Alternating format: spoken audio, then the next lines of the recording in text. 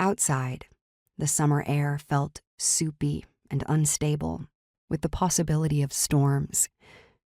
Inside, clutching a rust-colored throw pillow and tissues, I watched heavy-bottomed raindrops begin to thud onto dirty pebbles, and wondered why I had not been collected enough to remember an umbrella. My counselor sat across from me in the antique light of a small lamp, rubbing her hands together like a thoughtful, praying mantis. She took her time to respond. The year's burdens had been building, and it seemed that all of the boundary work we'd been needling away at diligently in her office every 2 weeks was doing little more than keeping me alive, which wasn't nothing. 5 failed rounds of fertility treatments had left me with a concussion from drug-induced dizziness, mounting medical bills, and a depleted spirit. I'd recently served on the jury for a horrific double murder trial that shook my faith in human goodness, preached a child's funeral for the first time, and watched my dear friend navigate the sudden loss of her mother. At work, a toxic environment was grinding me down, while online, my recently published children's book was drawing hate mail from people who hadn't read it. My denomination was undergoing a split.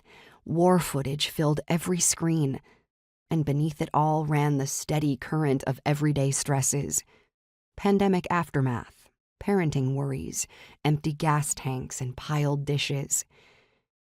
That week, crossing the bridge to another meeting, I thought, if I just turned into the water, I wouldn't have to go to work. I didn't want to be harmed or gone. I just didn't want to spend another second gulping for breath between blows. We've been working for months on defensive approaches like drawing boundaries and practicing mindfulness, I quietly uttered.